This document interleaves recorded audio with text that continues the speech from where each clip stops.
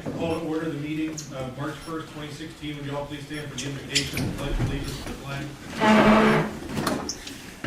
Lord, bless those who hold office in our city.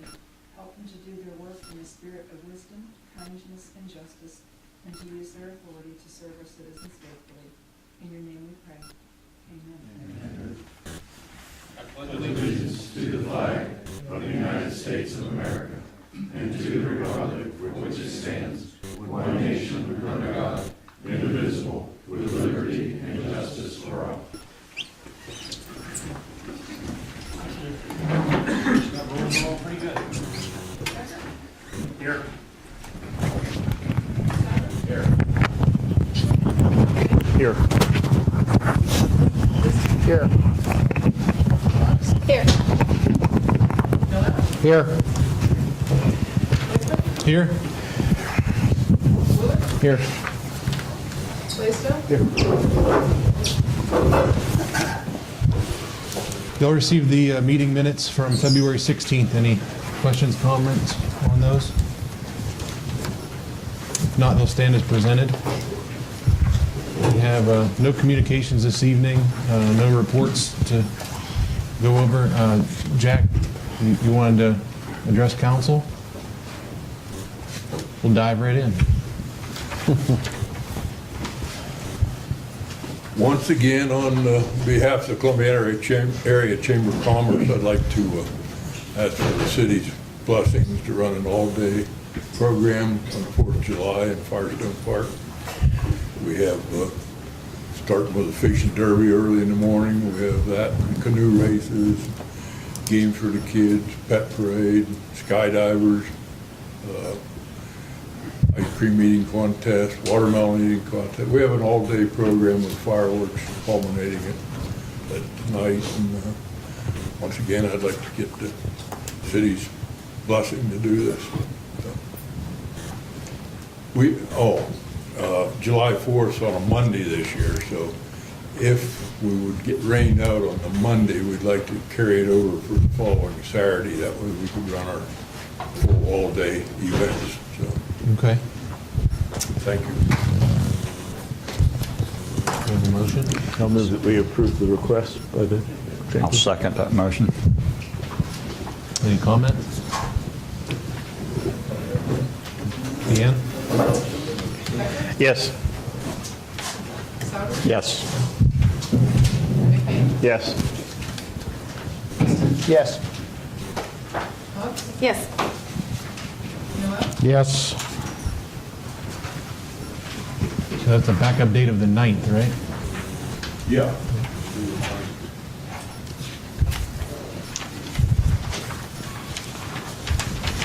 Anyone else this evening wanting to address council? I'll move right into the manager's report.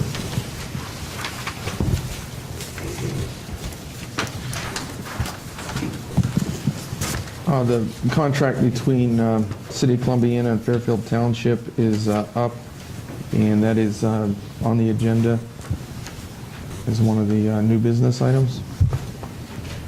Doug and I met with Bill Hanna of Waters and Haverfield about Crown Castle project. That's them putting those 3 nodes downtown. They've really cleaned it up, so we're not going to be able to notice much. You guys actually got to see the pictures or simulated images. So we're close to reaching an agreement with them. They'll probably be coming to council to ask for your blessing very soon, either the next meeting or the meeting after that. So if you have any questions, I can definitely work on them over the next couple of weeks if you do. The charter review met on February 24th, and they set a new, another public meeting date of March 23rd at 7 p.m., and that's here.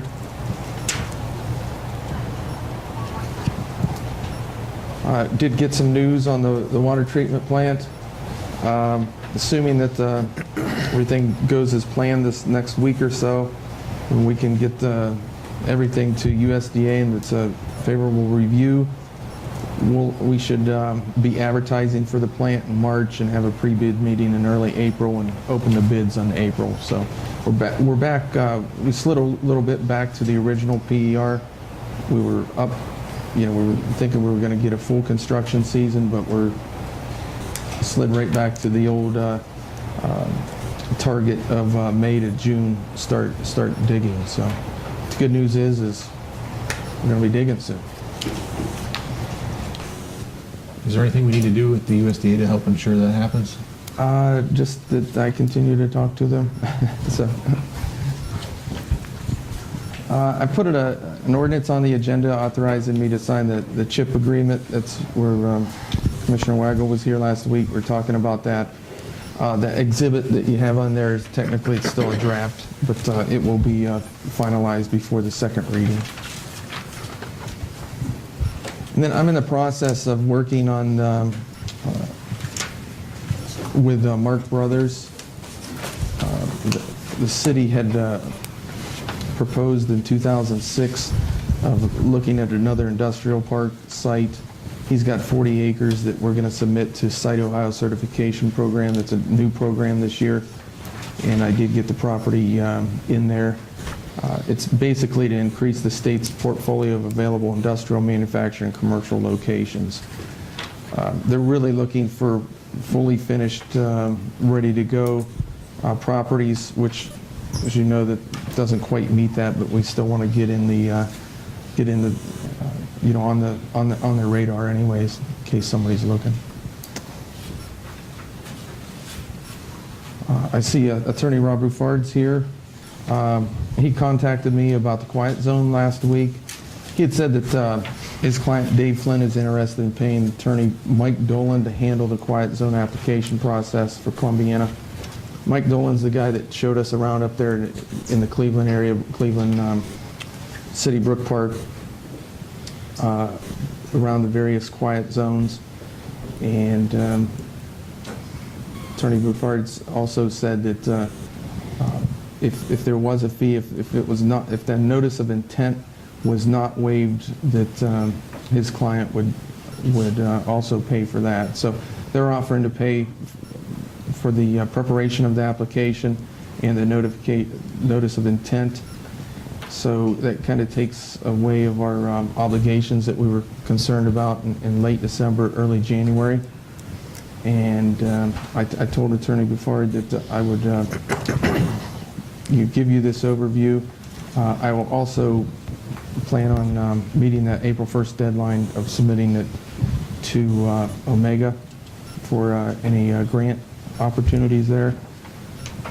So really, I'm sure he's here to kind of see what way you're leaning, kind of get your feedback and see what you want to direct me to do.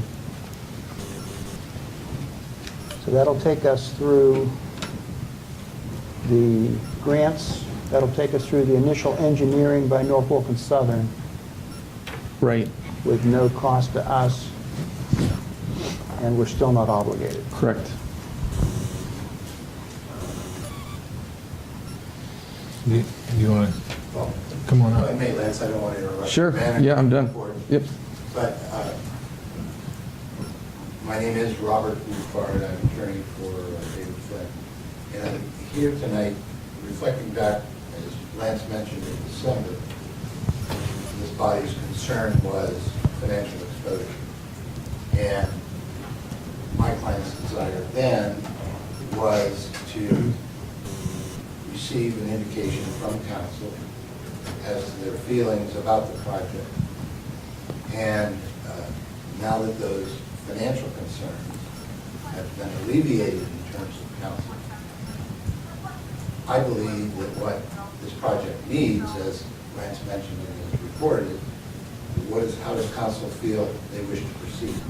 And I believe what's appropriate, what's needed for the project is a vote of confidence, an actual vote authorizing Lance to proceed with the notice of intent, so that at that point, Norfolk and Southern, and I believe the fee was $5,400. It was estimated, yeah.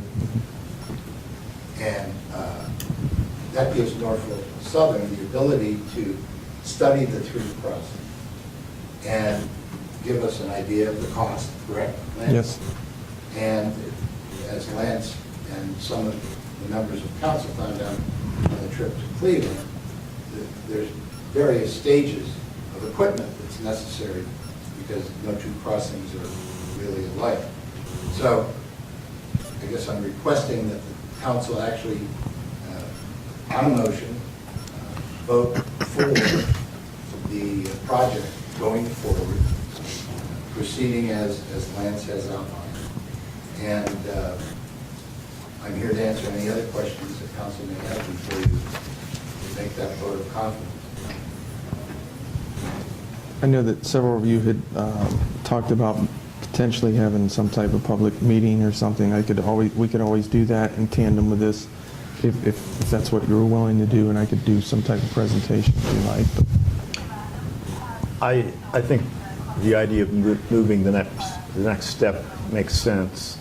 Right now, we have no idea what it's going to cost, and this allows us to evaluate that. Also, I think would put us in a better position in applying for grants if we could say, here's what we want to do, and here's what it's going to cost, and you know, how much, if any, the city is able to put in. Right now, looking at budgets and stuff, I don't see a whole lot of money coming from our current budget plans. But without knowing, I mean, we really need at this point to either say, no, we're never going to do it, or yes, let's take the next step forward. And I think knowing the information about cost and the designs and everything makes sense, especially since Mr. Flynn is willing to pay for that cost. And Mr. McVeigh, I think in addition, what a vote, assuming it's affirmative, will do is enhance the city's ability to raise funds through Omega, other sources that have been identified. We have no risk city dollars, and I don't see how we could have a public meeting on it without that data. I think the same thing's true, yeah. Yeah, I was going to suggest if we make a motion, that we add to the motion that we would move forward with allowing Lance to file the notice of intent pending receiving the funds from your client. That way, if we don't, we don't have to move forward. If we do, it's covered. And I personally believe it'll do two things. I think it will address some of the public ill will from last year with your client, with the public perception that he's not interested in contributing toward this project. But I also think further that it will remove any form of public speculation as to what we're even talking about. Because right now, we don't know what it would look like, what it entails, if it's even feasible. After we go through this study, everyone would know exactly what it is, what it's going to look like, and a decision can be made. Without it, it's just everyone's guessing. Well, and the other thing too is I know that there's a lot of people out there who are talking about the project from the standpoint of, oh, it's going to be a silent crossing, therefore it's obviously going to be more dangerous. But the information we have is that that the railroad would substitute other measures to control the intersection, as opposed, which would make it safer rather than less safe, and that the engineers always have the option of blowing horns whenever they believe it's necessary to do so. And so I'd be willing to make a motion that we authorize Lance to go forward pending receipt of needed funds, knowing that, and I'd like to put in there too that once we have the design that we would plan the public meeting to discuss and go over the whole thing as well. Is there a second? I'll second it. Any more comment? Yeah, I have a couple of concerns. Providing all of the things are taken care of, okay, what responsibilities will the city incur as after costs if this project goes forward? That's one concern. The other is that Reichert Industries has put in a lot of money in that building down there and their expansion, where they could have easily backed out of here and gone to Warren. And, they went ahead and took care of business. In no way do I want to see their abilities to bring their materials, their torpedoes, that's what they're called, and for repair. It's devastating if we don't take care of some people that have invested in our community also. And that's not to take away anything from Mr. Flynn. You know, that's my biggest concern. And if you look at the distance between the tracks and Reichert Industry and the back of Mr. Flynn's parking lot, there's not more than maybe 25 yards. So I don't know where that's all going to come out or what the engineering's going to come out to, but I have some real reservations of moving forward. You know, if we're going to vote for a vote of confidence to go into these areas to find out exactly what we're dealing with, I'm just not sure that I'm comfortable right at the moment until I feel more, you know, or find out more about it. Well, I think, you answered your own question when you got into the engineering phase, and that's what we're about to You did? answer. Yeah, I mean, Get into. And also, not only Reichert Industry, but any real estate property owner or citizen who may be impacted or affected, I'm sure will be taken into account in the engineering that's done, not just Reichert. yeah, and I agree with you, Dan, completely on what you're saying, but I don't think this obligates us to accept any design without taking all those. Yeah, I just want to make concerns. sure that everyone out here understands that. Absolutely. That we're not, you know, this part of this council has been in situations before that people just rose to an occasion like David and Goliath, and, you know, we were the brunt of it. You know, so as long as the public understands that we're just getting into the meat of the thing to find out the information on it, then I'm okay with it. Wait, I don't think we can go any further without having the information. The only way to get the information is... He's asking for a vote of confidence. Well, I don't want to see that misconstrued of how everyone in this council feels. I don't think, I mean, the motion isn't for a vote of confidence. It's for a motion to move forward with the engineering. Okay, as long as we're on clear terms here, I okay? mean, that's what the motion was. Yeah, well, I'm backing it up. That's a good point that you're bringing up, because there's a lot of concern from the community, and I don't think it's fair for us to make it sound like we're willing to move forward on a project that, to help one business, that might hurt another business. And so we got to make sure that we're making what we're doing up here very clear to the public. There's just a lot of factors that could cause us to go no farther once we get the engineering study done. And those that you brought up, Dan, are a couple of them. The financing's another one. You know, if we can't come up with the financing to do this, it isn't going to get done. And you know, and of course, safety is an important one too. If we don't believe these are truly safer than what we have right now, there's no reason we should go forward with it. Yeah. So all those are concerns, but until we get the engineering done, we have no idea whether or not it's even feasible to go forward. So. And we may find that it addresses every one of those concerns. Well, actually, it should. I mean, that's my point. I mean, if this is done properly, it should take into account all concerns and still give everyone what they're looking for. Right. And if it can't, I think that's very fair at that point that we say not going to happen. But if it can, there's no downside. Any other questions? I'm good. Deanne? Souter, Yes. McBain, Yes. Liston, Yes. Boggs? Yes. Noel, Yes. Becker, Yes.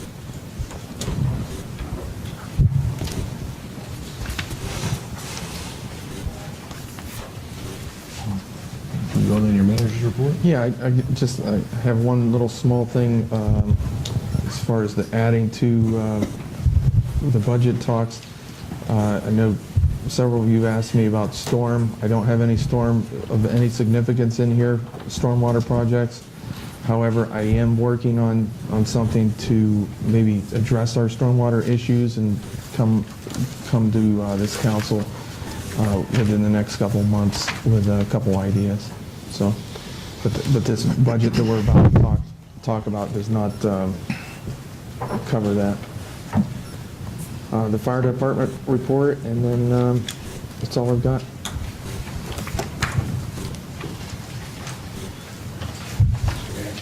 May I please have one final point? Sure. That I would like to state for the record that while we may not know the costs until after, once the application for Omega and any others, we do know that there was a preliminary engineering estimate of $195,000. Maybe less, maybe more, everybody's aware of it.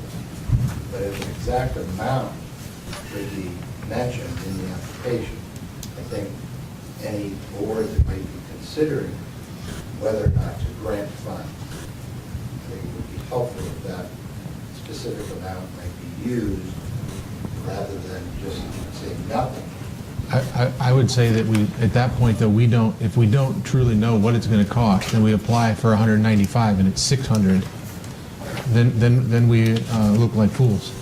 Well, I don't think we look like fools. I think we underestimate or the engineering firm is called a local one. But the engineering that they originally did compared to what we may now be looking at, Might be far different, I understand. I think it's baby steps, and we just took a big one. Oh, I think with the Reichert concern that engineering would change from their original design. Yes. But it's not impossible to do, so. Yeah, I personally feel more comfortable if we knew what we're looking at before we add that, just so that it's not said that we're looking for one thing and it's really something else. Right, as long as we're not foreclosed from putting in an amount at some point in the application process. I think that'd be the whole point. I think that would be the point. Once we go through this and we know, then we can. Great, thank you. Yep. Want to go into the budget? Yeah, I'm just going to have Mike start at the top. And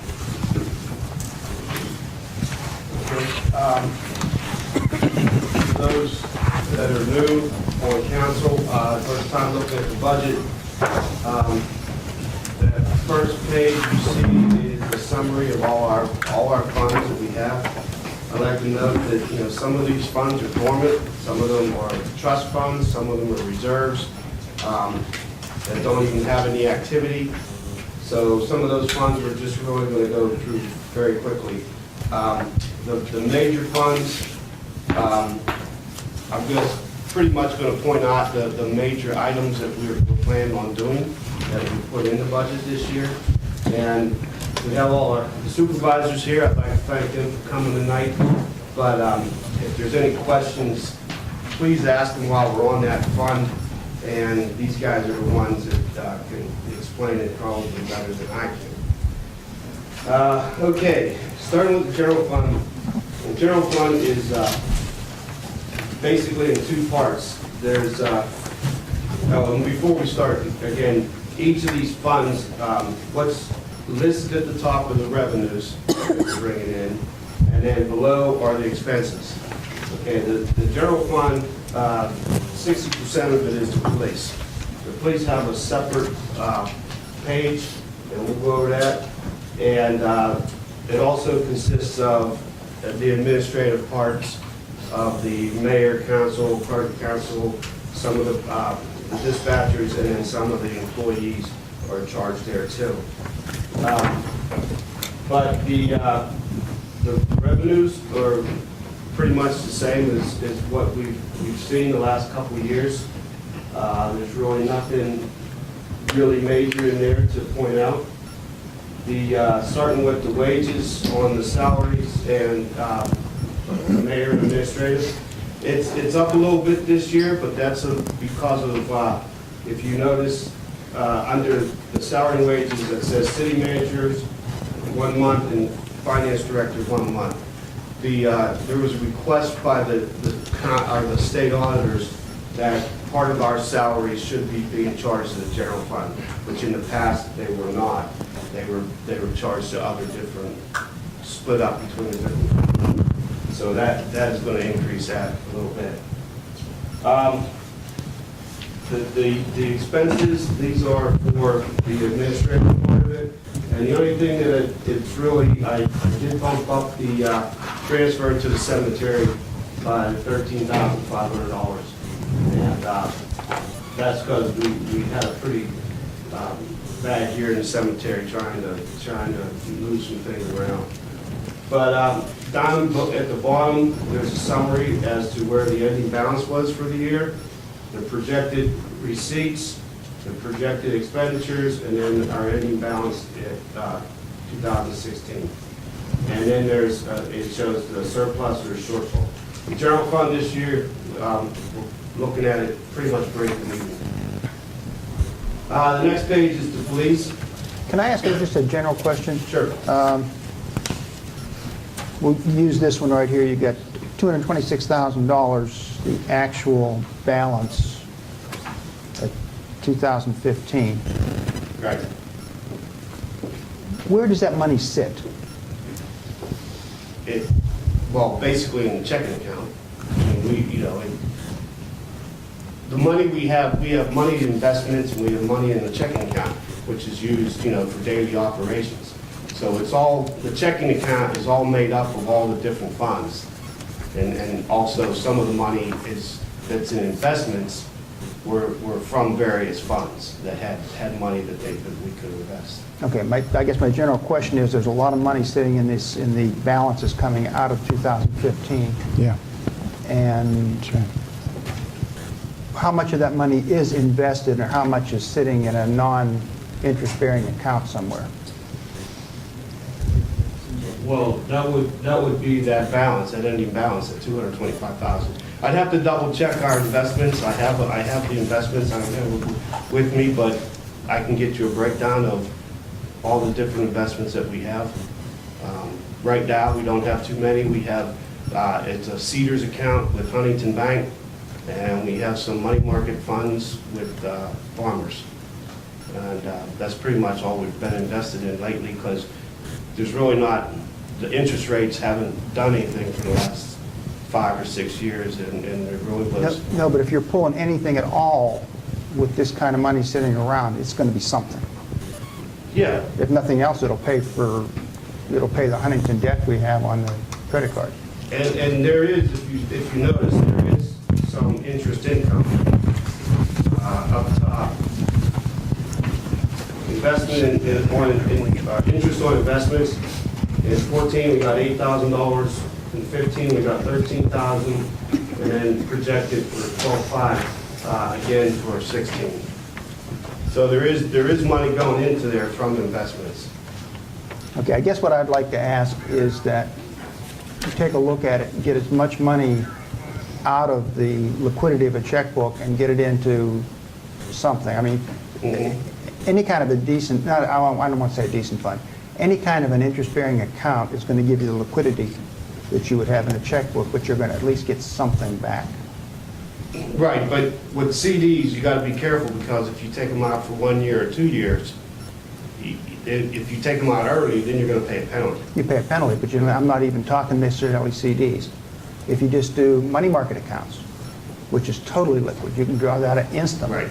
It's better than sitting with nothing. That's correct. But see, we used to get, at Huntington, we used to have a sweep account. And Huntington did away with their sweep account. And you used to get interest off of your checking account. They would sweep that money every day and they would pay you interest. They did away with that totally. Huntington did. And there's not many left that do it. I think PNC might still do it. When's the last time we looked into something like that then, to see if there's another option out there for like a checking account that might give us some benefit out of it? Not since I started. I think it's worth our while to take a look at that. And like I said, this isn't $25 sitting there. There's a lot of money sitting there that could be generating something for the city. Yeah. I think it's really worth a look. Yeah. Hey, Mike. Oh, go ahead. You need most of this money to pay the bills in January and February, because there'll be no money coming in during those 2 periods. Well, the way we've done it the last couple of years, though, we're budgeting like a 3-month overlap in November, which covers that anyway. The money has to stay in the account to pay bills, because January 1st you have no money coming in to pay maybe until the 15th, maybe it'll be into January. So you have to keep that balance basically there to pay the bills till money start coming in from other sources. You couldn't drain it. Well, no, I understand you couldn't drain it, but it just seems like there's enough sitting there that we could be getting something back from it. We could, yeah. It's 10 million. Mike, just on that point, didn't we talk about the fact that there are certain restrictions put on the city as to how we can invest our Well, money? there are. According to the ORC, there's certain things you're not allowed to invest in. I'm not allowed to invest in stocks and bonds. Okay. That's another. And yeah, there is certain things you cannot do. Okay. Well, there you're taking risks there. which you Right. don't want to take with the city. Okay, so takes away some of the opportunity for generating. It does, and it mostly leaves CDs and money markets, and you can even invest in commercial paper, but there's usually some risk there too. With that, that's investment in different companies. Yeah. Okay, under the police, we do have a longtime police officer retiring this year, and we will encounter some extra costs with his sick leave and holiday, and that's a good amount to about $14,000. So under the salary and wages, it is a little bit higher than last year due to that fact. And the chief does plan to hire to replace that officer. In fact, he's looking at maybe hiring 2 people to replace the 1. So that's in the budget. Down below under the expenses, under the contractual services, this is there's a little bit extra in there due to the fact that this is the police contract is up again this year at the end of the year. So we will be, starting negotiations sometime September, in the fall, and we use a labor lawyers, and there's, we usually encounter more expense during the contract year. Also, there is money in there for another new car.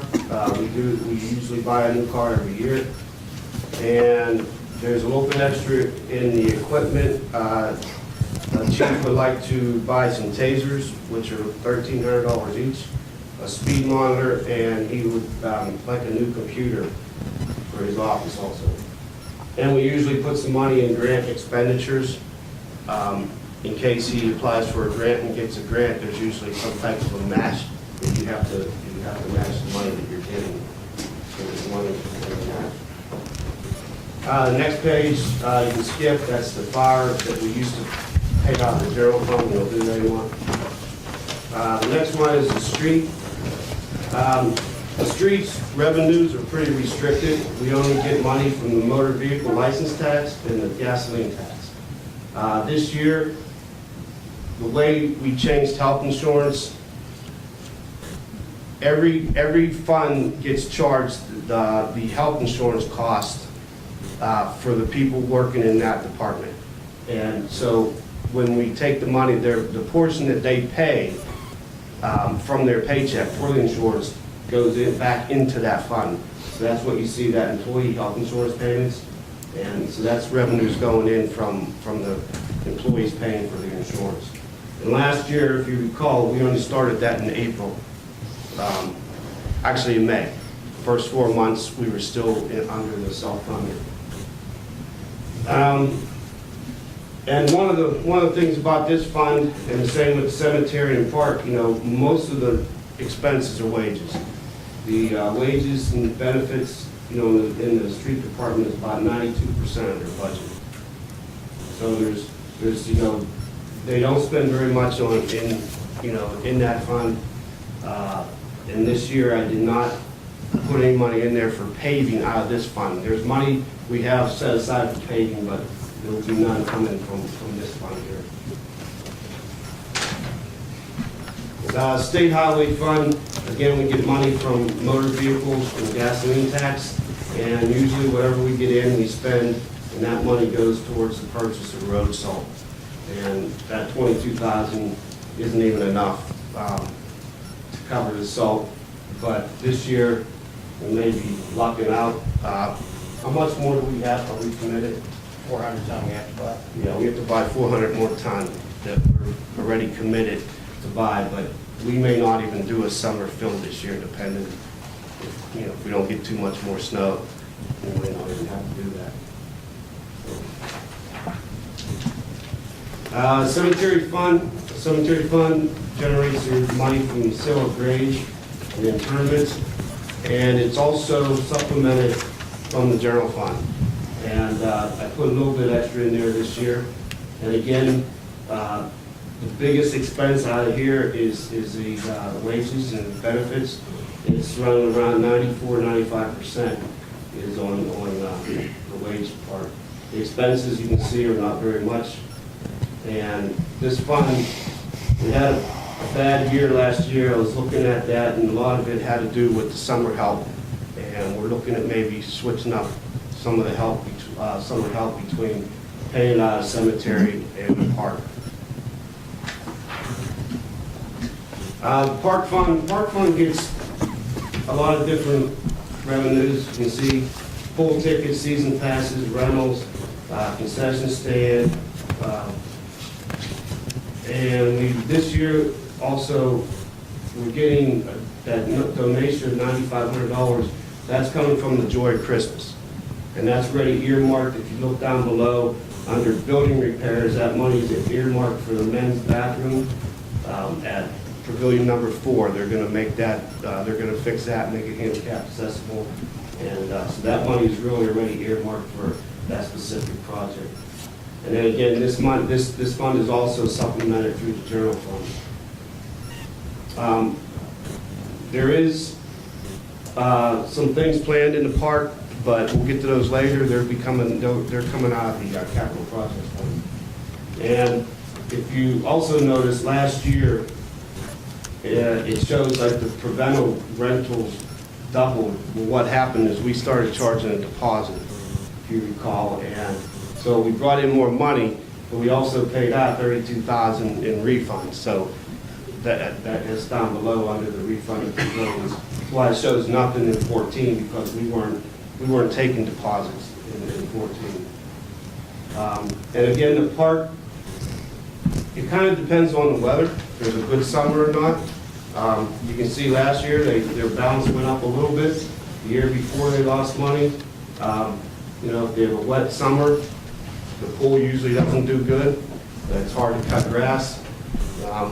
So it's dependent on the weather a lot. The next fund, the Firestone Bandstand Music Fund, that's generated through donations. And they did pretty good last year. They got $1,500. And I know they actually cut back on some of the concerts. And last year, this was run by Greg Gustafson. I think he's doing it again this year. Yes. Yeah, he did a really good job. And so there's some decent money in there to get started. The Firestone Park Festival Fund, we don't do that anymore. That is handled by the Chamber of Commerce, so there is nothing left except for $542. The Law Enforcement Trust Fund,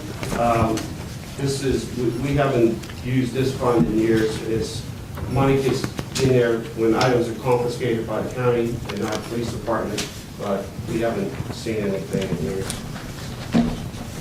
The motor vehicle license tax is money generated from the state taxes, and this is money we use for yearly paving projects, and we have $47,000 appropriated this year to go towards paving, and we'll talk more about paving when we get to the capital. But normally this fund is pretty much in and out. What we get in, we spend on the paving. The Enforcement Education Fund, that's the education fund for the police. We get receipts from DUIs, and we don't get very much because we only get a portion. Some of it also goes to the county and state. And we don't spend very much out of there, just some training that the chief does. Okay, next big one is the EMS. The EMS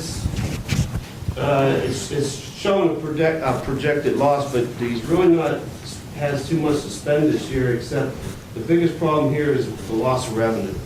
And we no longer do the billing for New Springfield and Beaver Township. And we also lost a few other communities a couple years ago. So basically, starting this year, all we're doing the billing for is our own ambulance service. So the loss of revenue from those two was about $16,000. But he is sitting on a good balance. And this is funded by a levy. And the last one was renewed in November of 12, and it'll run through 2018. That's the collection will run through 2018. We did have to repair one of the ambulances, $6,000. Was it what, a blown head gasket or something? The head gasket was leaking, we thought it blew the head. So we have that still in the shop, right? Oh, it's, well, the engine space is in the shop for having the power load system we bought last year installed. But he also has under equipment, Tom was looking to buy some laptops and tablets for the patient's records and everything, so, and they're about $5,000 each. We budgeted for the rugged laptops, almost instructional kind. You know, we're looking at other options. There might be things out there we can buy a lot cheaper, but for the budget purposes, we put the more expensive in. I guess that's the route we decided to go. We're looking at all options. The next fund, the escrow fund, there's, I have one question on the EMS side. The note in the manager report said you guys are looking to go to more of a part-time solution. We're looking to increase the amount of hours we pay to be on call, 2 hours for every 6 to 3. It'll be the last step before we evolve into a part-time department. You know, Is that evolution going to take place this year? the part-time, no, it's going to be, our call volume is steadily increasing. It has ever since I took over in 2001, but we're still not at the point where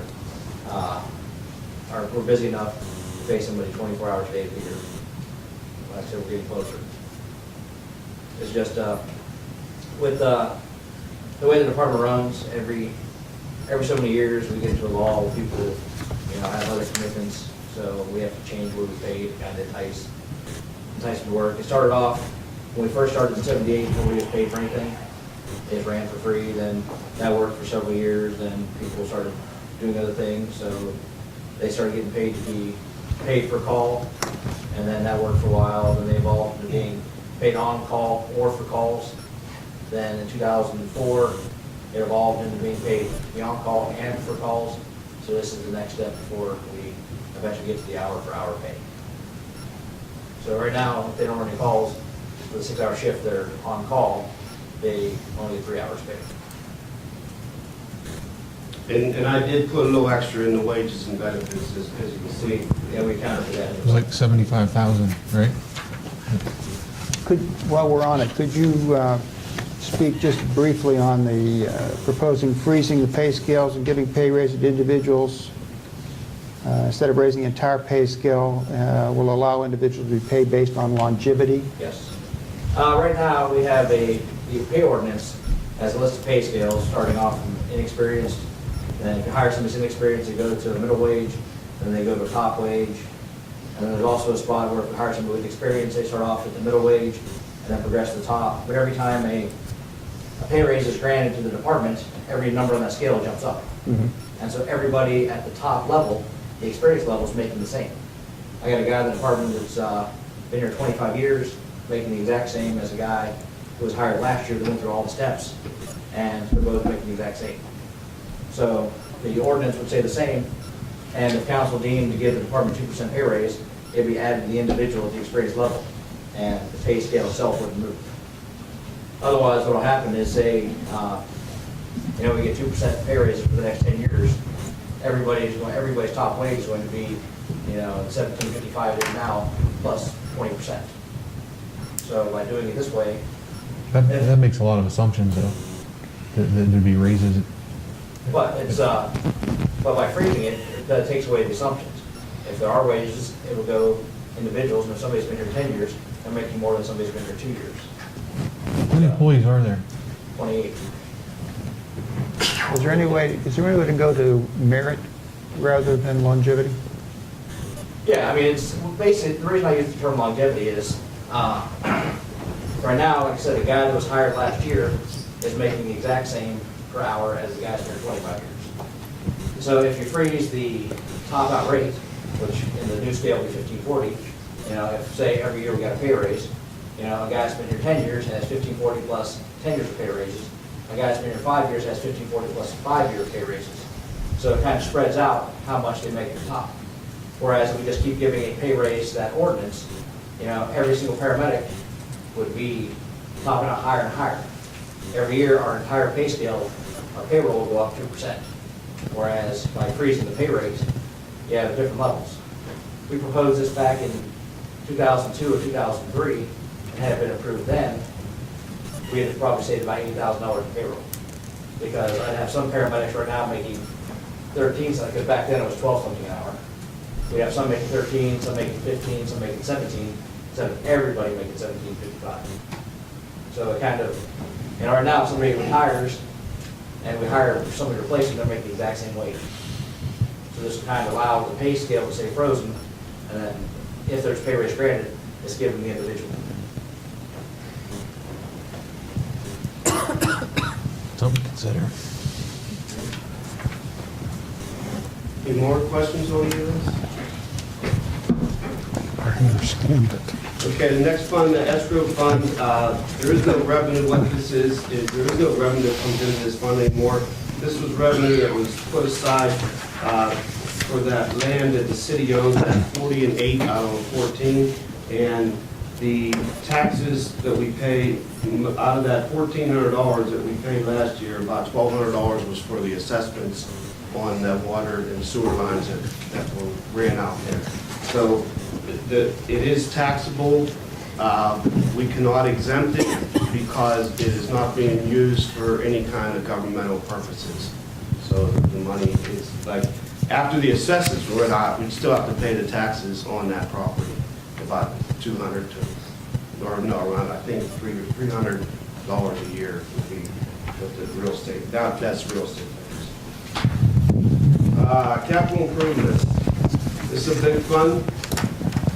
We do a lot of stuff on this fund. This is where most of the big projects come out of. You can see over the years there was and this is where we get a lot of the grants. We had the grant for the South Main Street Bridge, the grant for the tennis courts resurfacing, the South Main Street renovations, and a grant for the Camelot Bridge. And you know, those were the ones the last couple of years that we did. We don't really have a big project in there this year other than the State Route 14 waterline project, which was actually in the budget last year. And there was only a small amount of engineering paid on that, so it was put back into the budget again this year so that it was not carried over, because to carry over the money, you have to encumber it through a purchase order, and we don't know who the contractor is going to be yet because it hasn't gone out for bid yet, but that's back in there. Most of the money is transferred in to this fund from the income tax. We have an ordinance when we transfer money from income tax, 50% goes to general fund, 50% goes to the capital projects fund. And that's, so you can see this year, I did bump it up a little bit, and that was more because I needed a little extra in the general fund and not in the capital projects, but I have to do 50-50. So, but under this fund, you can see there's some different categories, and I'll give you some of the things that we're going to be spending that money on. Under equipment, Jesse's looking at buying a backhoe, which is about $80,000. Now, we already sold an old backhoe, got $10,000 on auction, and he's looking at trading in another one and feels he can get about $15,000 for on that, trading it in. So of that 80, we should get about 25,000 back on the trade. We had to buy a new, now these three are for the park. We had to buy a new Steiner. The one last year caught fire. We did get a little money from the insurance, but it was only, I think, $2,000 or $3,000. And a new Steiner cost, this one was costing $17,350. Terry needed a new pool heater for the pool, $14,650. And they needed a new Kubota deck on one of the other mowers which was $3,200. Under the buildings category, Jesse would like to repair the roof of the mechanics building down at the shop. It's leaking, it's been leaking, and that's about $40,000. And we also are going to put a new roof on the chapel over in the cemetery, and that'll be about $3,500. Which chapel? The existing chapel or the old chapel? The red brick one. Red brick one. I'd like to see something done with the old chapel before it's defunct. You didn't bring that one up. We'll talk later. Under the street and storm sewer, we have money there for salt, about $28,000, and with the salt from the other fund, that would give us, or the money from the other fund, it gives us about $50,000 to spend on salt. We also put in there $23,000 for the county grant that we got to pave Fairfield, yes? Fairfield Avenue. Fairfield. That was the one where we got like 88% of the project is on a grant. Our portion was around $23,000. And out of here also, I have about $110,000 in there for paving. And Jesse plans to pave part of, now this is, part of this will come out of the paving budget, is he'd like to do half the cemetery. He'd like to do the roads in the cemetery, half this year, half next year. And that was around $25,000 when we bought this. 22.5 this year and 32.5 next year to do the whole cemetery. And then There is a few roads in there that have been done in the last 6 years or so that I will probably just top treat, not repave. But this year I'll pave everything that has gutter because it needs milled out. I'm going to have a miller in town, so I'm going to mill everything that needs milled and pave that this year, and the following year I'll do the rest of the streets. And there in the cemetery will be done. That's in need of repair bad. And we're also gonna do the rest of the parking lot in the pool, not the whole parking lot, but the part that he did last year, he's gonna finish that up and extend that at the park. And then the other paving of the streets, that's up to him. I tell him how much money he can spend and he fixes the streets. So don't come to me if you want the street paved. We're also working on Zone 3 for the new signs, and that's about $15,000. And also in there, of course, is the principal that we have to pay. That's on the loan for South Main Street on the OPWC loan. That's $30,000 a year, and that's a 0% loan.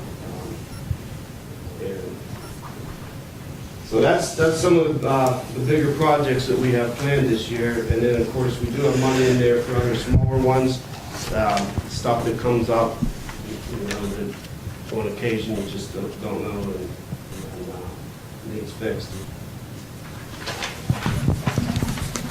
Cemetery Improvement Fund, the money that revenues from this fund are derived from 10% of the cemetery lot sales, and it's not a whole lot, it's about $2,000 a year. We do have a balance in there about $34,000, and this year I put in $10,000 for paving. That's going to help with the paving portion. It's not all of it, but it's going to help with some of it for the what he's talked about doing the cemetery. Capital improvement land purchase, that's for the industrial park. Again, there's no revenue coming into this fund. This was money that was set aside years ago when they sold the land for the industrial park, and it was set aside to make any type of infrastructure improvements to the industrial park. And last year, you can see he spent over $6,000. That was that little part of the entrance that Jesse paved last year, fixed the road and paved it. We saw that on Lance's presentation. That's where that money came from. And let's put a little bit more in there in case he needs to fix something this year. Pool renovations fund, this came from a local levy, and we haven't spent any money on this in years. And there's really no money going in there except for a little bit of interest. The fire levy fund. This fund is funded through a fire levy, and it was renewed in 2014, and the collections will run through 2020.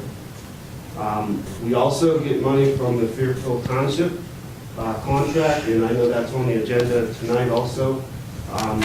And we did put in about a 2.5% increase from the last 2 years. You see the last 2 years, we didn't raise it last year at all. It was the same as in 14. Some of the big items that the chief has in there, last year he bought turnout gear. This year he'd like to buy boots and helmets. That's under the equipment. Again, he put money in there for vehicle purchases, and he can explain what he'd like to get, but he said like a small pumper or a rescue truck. We put money in there last year, we didn't spend it, but since he sold the 2 trucks, he says he has somewhere to store them now. And that's pretty much it out of his fund, so I don't know if you have anything else to say, Chief. Answer any questions that you have. I have one as it relates to the Fairfield contract. I mean, if it costs us $330,000, what percentage of the work, I know we get these updates, but I've never run the math to how many are in the township versus how many are in the city. Do you have any idea? I do have, I don't have it with me, but yes, I do.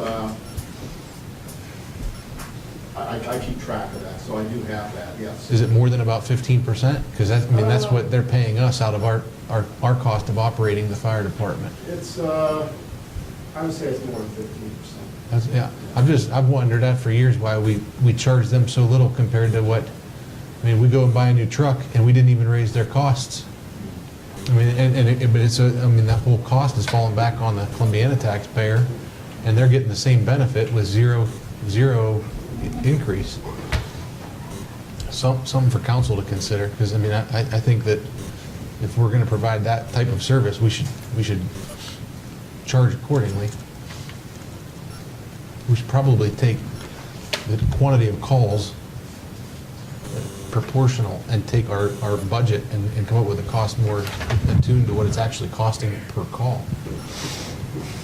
But you do keep track of the cost per call, don't you, Chief? Yes, we have a formula we use to bill. We actually send them invoices throughout the year, each month, billing against that number that we get. It doesn't factor in the trucks and everything, though. That's more the wage. It does factor in. The formula was set up.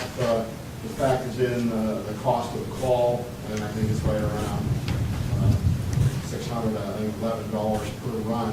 That's factoring in 2 trucks responding and Dylan was responding to. And then there's the line items for wages, clothing allowance are in there as well.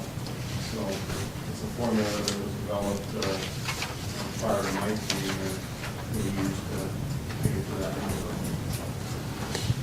We bill against that, and this year, it looks like we're real close on the billing this year. Yeah. With 1 month to go, we're a little close on the billing. In years past, we've been to the good, more so than this year. And when I show you those numbers, the runs in the township, it's not a steady thing, it's up and down. There's no way to predict how it's going to go. Do we get any kind of reimbursement from insurance companies for, putting out fires, or when you have an automobile accident where you guys are out there? No. Is that something that's feasible to ask for, or is it? There's been departments that have tried that over the years, and it doesn't usually work out. Okay. There's quite a bit involved in that, but it just doesn't work. You may not be able to recover enough to make it worth trying to do it. Yeah, there's been talk about, well, we'll bill people that live out of town or out of the area, but not bill the local people that are paying levies and local township city, that could get pretty dicey. Mhm. So we get nothing, the only thing we get from them are occasional $5 or $10 for a fire report, and that's really all we get from the insurance company. Okay. Okay, next fund, Firestone Park renovation improvement fund. This is from an old, money that was left from an old levy, and we haven't, no money's coming in, and we really haven't spent any. We did spend some back in 2014. The tax increment financing fund, this is the TIP fund, that we have a couple TIPs out there, and we do get tax money in on that, and the only expenses we've been paying is for the county auditors and treasurer's fees for the collection of the real estate taxes. This money is supposed to be used to, if there's any infrastructure improvements needed for those properties. That's what that money is basically set aside for. Okay, next three were the big water, sewer, and electric. Of course, the first thing that stands out in the water fund is that this year, once again, we did put the water plant in there. Those are the updated numbers under the revenues for the loan for the water plant, grant for the water plant, and then there's also a OPWC interest assistance grant, which is part of all part of the funding. Now, the only thing is, we're not going to spend $19 million this year on that water plant, but you have no idea how much we will spend. So if you look down below, we have the full amount in there for what the expected cost of the water plant would be in the $19,913,000. So basically, it's in and out with the revenue and the expenses on the water plant. Hopefully, like Lance said earlier, that all get started this year. Let's see, what's kind of under the contractual service and repairs. That includes the lime haul or the sludge hauling. Oh, that's the sewer. Lime hauling. Matt has to get one of the tanks inspected this year. He likes to do some valve insertions, so there's a little bit extra money in there. We do have a new vehicle in the budget for Matt. We put a pickup truck in the budget 2 years ago, and we didn't use it for a truck. We used it to help pay for a mini excavator instead. So there is another money in there for a pickup truck, for a plow. And that's why it needs a plow. They have to get to the wells. Yeah, so get to the wells in the wintertime. It'll be rough. But that's, other than that, it's pretty much the same. It's pretty consistent, other than the big item is the water plant. And again, we're still paying on the notes, and those notes will be, we'll be redoing those notes again this year. Sewer fund.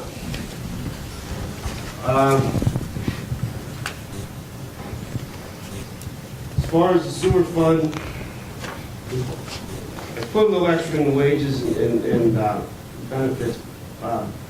Brian is hiring a new employee. We have an employee that went on disability, so he is hiring another employee, and we're looking at maybe even two, but at this point we're not sure. A couple of the items in under sewer that are big items. The sludge hauling, that's under contracted services, that's about $40,000 a year. This year, under equipment replacement, we like to buy cloth media, which is around 20-some thousand, and he needs some spare pumps for the lift stations. At this point right now, you don't have any spare pumps, right? Not for those 3 lift stations. Yeah. If those lift stations would go out, we'd have to scramble to find a pump. So, we're going to get some spare pumps. And we also have $25,000 in there for the Mayor lift station improvement. We're going to be fixing, well, he's been fixing fixing that lift station, so the money was put in there to cover that. We have a couple loans out there, and they have the big one for the bond retirement, and I'll get to that in a minute. What we do is transfer money out of the sewer fund into the bond retirement and pay the loan from there. But last year we did put the new generator in, that was a big item, and it's running good. Okay, the electric fund. That's got some big plans this year. And first thing you see up in the revenues is a loan for a new building. And the loan is through AMP. That was approved last year. And so basically is put in there as $500,000, but down below under capital outlay is the $500,000 for the purchase and the addition. He'd like to add on addition to the building that they were talking about purchasing. So that's an in and out, but obviously it's a loan from AMP, so we would have to probably start paying on that next year. Okay, there's also a vehicle in there, a pickup truck for Doug. His truck's about 10 years old, but we're not getting rid of it. We're just going to move some trucks around, some vehicles around. Okay, under capital outlay, he's got a bunch of money in there, and one of the big projects he wants to do this year is the north end voltage conversion, which that's installing transformers. That's also the cost of labor, and that's about $400,000. And you want to elaborate on that? Just taking the north part of town from basically Duke and Dutchess, from all the way to around Arby's, Farmers Bank. We're going to do a voltage upgrade. Right now it's being run off of 3 transformers in front of Duke and Dutchess. And we want to convert that straight to 7,200 volts. So the transformers that are there now are getting to the point where they're overloading. We've already had to replace them once. So it was a temporary / permanent fix at one time, and I want to make it a permanent and get rid of all those transformers and just go with the higher voltage. At what point do you step that voltage down? Right now it's being fed by 7,200, and it's being stepped down to 2,400. And now after, if we do this voltage conversion, it'll just be straight 7,200. Mike, I'm sorry. I have a question on it, and maybe this 500,000 in a loan answers it, but it looks like our expenses are going up by $781,000 over 2015's budget, and we're only projecting revenue of $435,000, which puts us upside down almost $400,000, while still showing an increase of $100,000 at the end of the year. Is it because that $500,000 that's showing in here is really a loan, so our expenses aren't going to be $781 in capital? They're really only going to be $381 or $281? Right, because the way you have to do it, you have to keep your revenues and your expenses separate. So even though it's a loan, even though you're getting the money, you have to show it as a revenue. So then you have to show the expense also as an expense, so it's included in your total expenses, but we're getting that money from a loan. We don't have to factor any payments then into this also? Not this year. I believe we'll have to start paying on that next year. Okay, so our expenses are going up 781, but I'm sorry, 281, but our revenue you're projecting to go up 435, which is actually net increase of 130,000. All I'm looking at is, even though we're doing this substantial project, we're still looking at I don't like deficit spending. I'm trying to make sure we're not spending more than we're bringing in. Well, actually, we're not. I mean, because it's pretty much breaking even. If you look at the projected surplus, it's at 21,000. Well, all I was looking at was our projected revenues. 2015, our projected revenue was 9.1, And this year, our projected revenue is 9.6. Right. That That includes that includes the loan. the loan, right, Okay, so that stays the same. right. All right. And then our expenses are actually 281? Yeah, 281. So is that, we're 130,000 to the positive, right? Our starting balance is at 2.8, and we're going to end, or I'm sorry, electric. Yeah, 2.8, and it's ending at 2.9. Correct. Okay. And actually, that 2.8 is actually more like 2.4, because we had those two big projects that were carried over from last year that were in last year's budget, and that was on the truck, the bucket truck that we bought. We just paid for that. It actually was in the bill list, $225,000, so that has to come off of there. And with the LED project, we still had about $190,000 to pay out on that.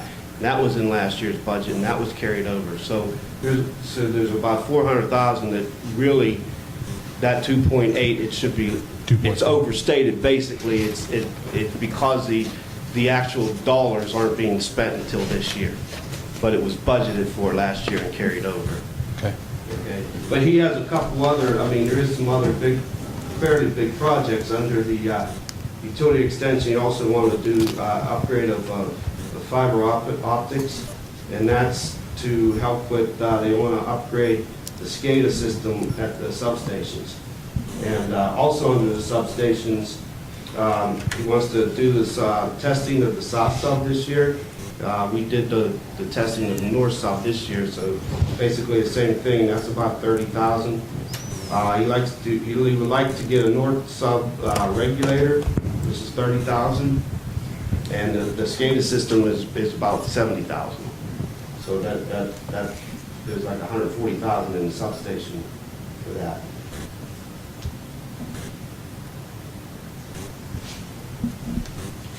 Did I miss anything, Doug?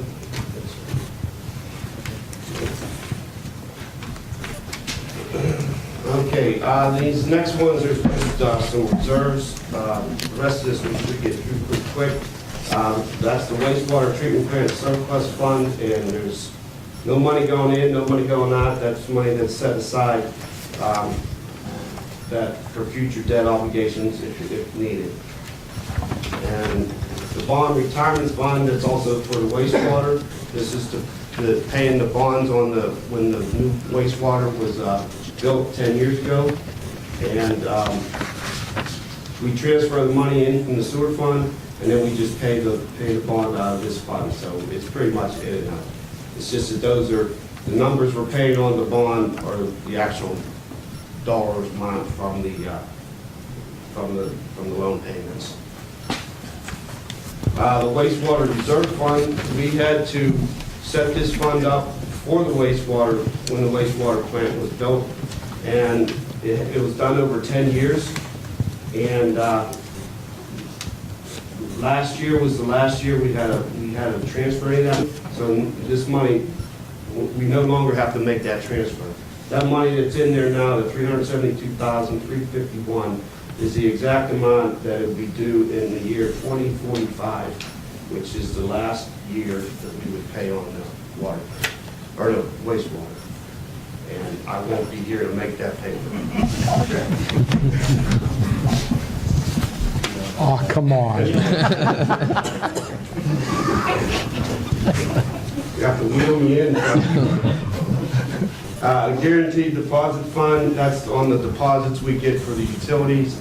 And again, the renters pay a deposit, and obviously when they leave, we refund them their deposit.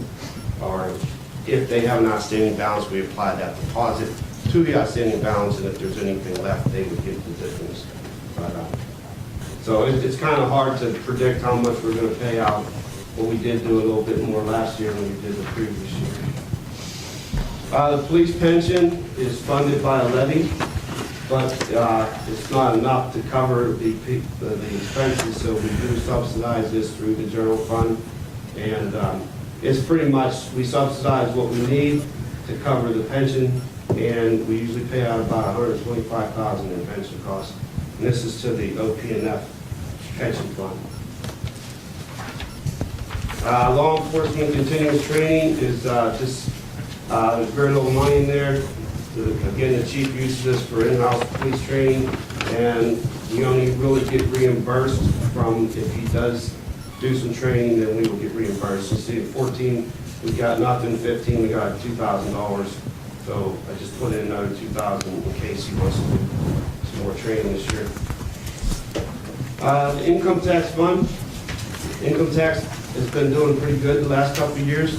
We've had a steady 2.8 to 3% increase the last couple of years. And I don't see it at this point really changing, and it might even go up again. But I got a little bit less in there than what we actually received last year, but we weren't anticipating that much, so it was good to get that much. Under the income tax fund, this is where we transfer the money out from the income tax fund to the general fund and the capital projects fund. And again, like I said, we have to do a 50-50 split on that. There is some minor expenses for our income tax clerk. Most of that contracted services is for the forms, those postcards you guys get to remind you to pay your taxes, and some other information that we use. There was a $50,000 increase from last year. Like I said, I was putting 25 and 25. I also raised the refunds, $10,000. They have been steadily going up, the refunds, and I know we're going to have to pay out a pretty hefty refund this year because of a company who paid their estimated taxes, and then I think they left the area, so we're going to owe a nice chunk. It's more than 10, but less than 20, so I'm going to say exactly, but we do have to pay that out. These other ones are just some trust funds that were set up. I don't even know when, but the M.I. Farrell Trust, and that's for the Farrell grave site. The Columbiana Cemetery Endowment Fund. This is a trust that was set up in the Firestones of $100,000. We cannot spend that $100,000. We can only spend any interest, which you can see we're not getting very much interest. Unclaimed money fund, these are just stale checks. You put money into this fund after the checks are like 6 to 9 months old. You know, they're stale dated. So after they have to sit in this unclaimed fund, and then after 5 years, that money can be transferred to the general fund. So that's what the expenses are that we're going to transfer that money to the general fund. Self-funded healthcare, we no longer have that. You can see nothing's been budgeted for 16, and there was in 15. Those actual expenses were for the first 4 months of last year, and you know we still do have a balance in there of about $57,000. Firestone Cemetery Trust Fund. This is again a trust fund for the maintenance of the Firestone Memorial. The money comes from a trust, and we pay this to keep it up, cut the grass, they trim the bushes, they clean the memorial and everything. Now this year, there is a little extra in there because they gave us some extra money, and they are going to be doing some work on the landscaping around the memorial this year. So they're going to be pulling out some bushes and planting new bushes and doing a lot of stuff. So you see somebody ripping that out at the Firestone Memorial, don't freak out. They're supposed to do that. The Barton Liston Cemetery Fund, again, this was for the Barton Liston grave site. And again, there was a $30,000 balance that we cannot spend. And then the next two are the bond retirement funds on the Bittersweet Fairfield sewer assessment and the 7 to 14 water assessment. And then the special assessment fund is on the 7 and 14 sewer systems. And that's it.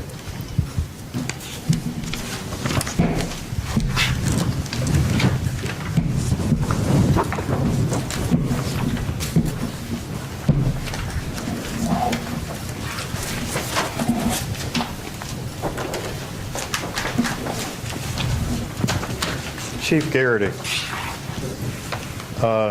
the building where our other truck was, or I don't know what you call it, it's like the pickup truck that we sold. Is that building got heat in it? And is it in your intention to store if we get another squad truck to place it in there? No, it's not actually. We're hoping, we started on the new station this year, we're in the process of some preliminary stuff now, trying to figure out what we can and can't do. Looking at some outside funding to help with that project. I don't plan on putting it there, but if I had to, I could put one in there. It's difficult to get in and out of there, anything of any size. And a lot of times, you try to come out, you can't turn into the alley coming out of it, you have to go into the parking lot. Sometimes that's blocked with other vehicles there as well. So, it's not heated, there is some water issues in there, we had a lot of mold and stuff on our vehicles we stored in there in the past. Throughout the winter months, we get all moldy on the interior, we had to fight them down, clean it out every year. But there is room we could probably get. So if we're in a pinch, we could put it there and handle it for a short time? Yes. Okay. But it's just one, not two. We had two in there. We still have the studs in there now. That's staying at home.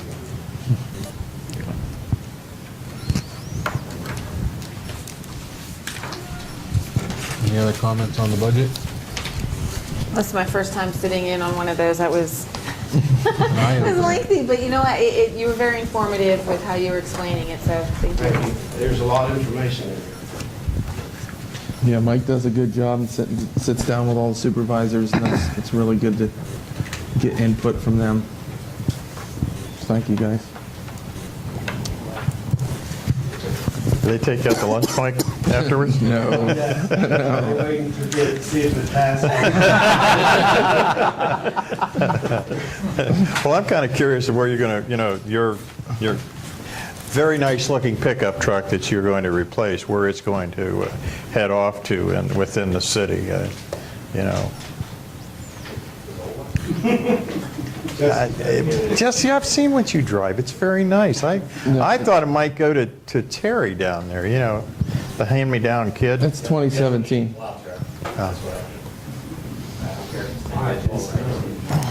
It snows. Anything else, Lance? No, I don't have anything. You all received the bill list of from March 1st. Any comments on that? If not, we'll move into old business. Due to the length of the ordinances, can I have a motion to read them by title only? So moved. Second.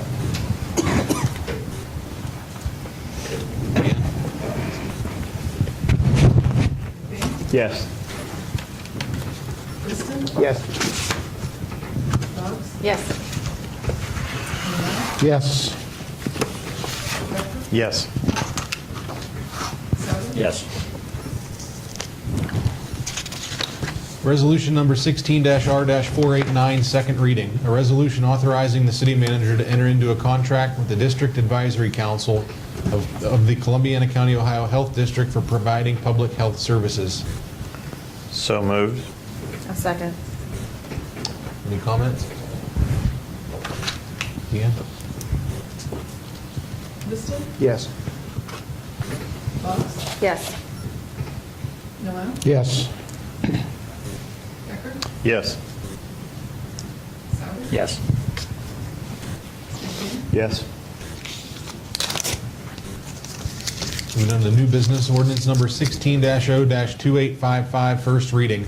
An ordinance authorizing the city manager to enter into a partnership agreement with the Ohio Development Services Agency, Office of Community Development, to participate in the Community Housing Impact and Preservation Program, CHIP, for the city of Columbiana.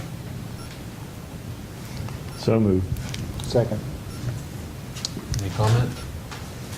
The only comment I have to make is my concern about the last clause about, when the agreement terminates. It gives the city, since we're involved with the partnership with other bodies, what if something went wrong? What if we were concerned about how the operation was going? I would like to see our legal counsel take a look at that and make sure that we're protected in the event something might happen with the project.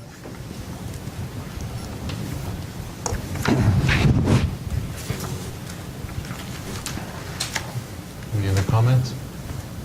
Deanne? Votes? Yes. Noel? Yes. Becker? Yes. Sauer? Yes. McBain? Yes. Liston? Yes. Ordinance number 16-0-2856, first reading. An ordinance providing for a contract between the City of Columbiana and Fairfield Township for fire protection for said township. So moved. Second. Any comments? Yes, Skip pointed out that there's a typo in this ordinance. The way it was written should be 13 cents, but it was labeled as 8 cents. The 13's there, but the wording for 8 is there, so we'll need to change that. That 8 cents was hanging around from last year. Good catch. And we believe that 3% increase is more than just a break even? Because if we offer the service and we just break even, put the wear and tear on the equipment that our own residents are going to have to repay for it. We use the same formula as Rick had used, or we had used in the past. I mean, I always total it up whenever you look between us and it's Latonia and someone else provides it. And you total them up, they pay like 120, 130,000 for fire protection for about the same amount of people as our residents are paying 330,000. Just for what it's worth, I just want to make sure that if we do the contract and there is zero benefit to the city, I don't mean the brotherly part of it. I mean the wear and tear on our trucks and everything else part of it. There should be something that is worth compensating the expense. We're also putting our people in harm's way, too, which hope nothing would happen to them. Yeah, I mean, I'm just looking at big picture, that if it costs them 130,000 and us 330,000 and they're getting the exact same benefit as our residents, it just doesn't make sense to me.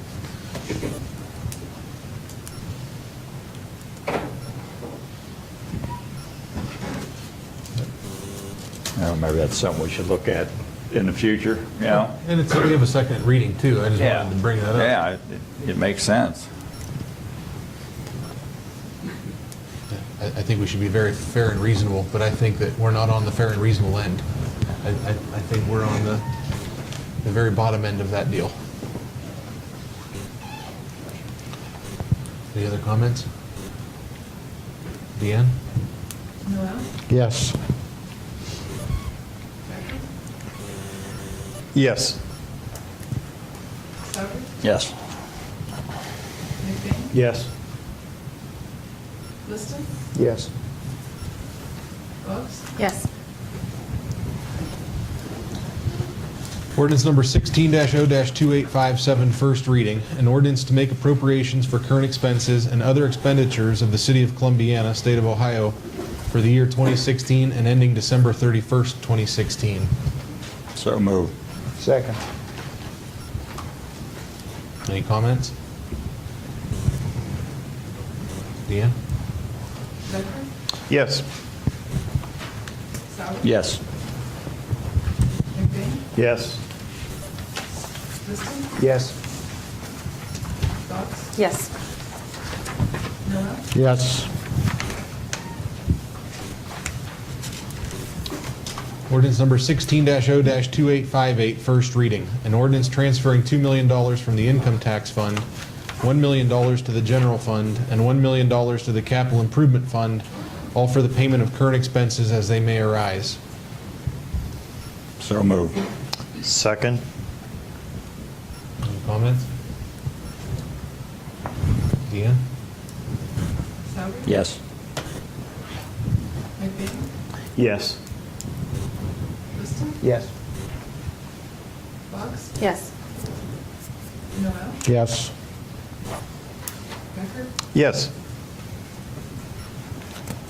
Ordinance number 16-0-2859, first reading. An ordinance transferring $400,000 from the general fund, $130,000 to the cemetery fund, and $185,000 to the park fund, and $85,000 to the police pension fund, all for the payment of current expenses as they may arise. So moved. Second. Any comments? Deanne? McBain? Yes.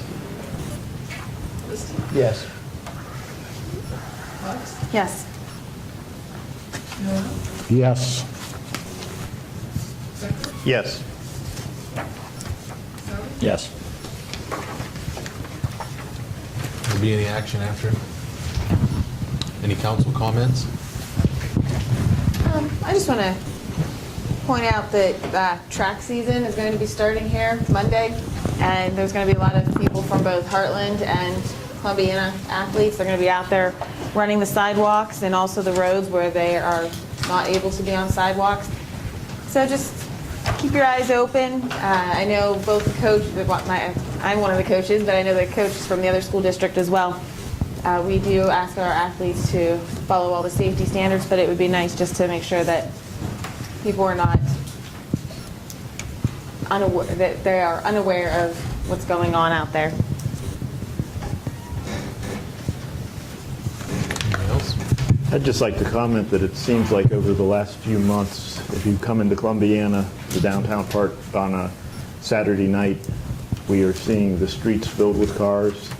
A couple weeks ago when the theater was doing the plays, there was barely a parking space to be found anywhere in town, I guess. I think it's exciting to see life coming back into the city. I think the Birdfish Brewery has got quite a business going on the weekends. I would just like to comment that the Chamber of Commerce had their annual awards banquet Saturday night. I thought it was fantastic.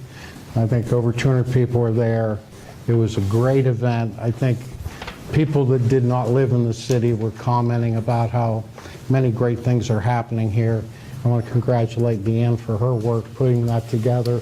And now we're talking about we almost take it for granted, our 4th of July project that the Chamber also does. So we're very blessed, and I think we should recognize them for their work.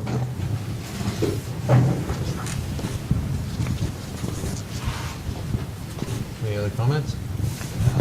We'll stay quiet tonight. I was just looking at you. I know.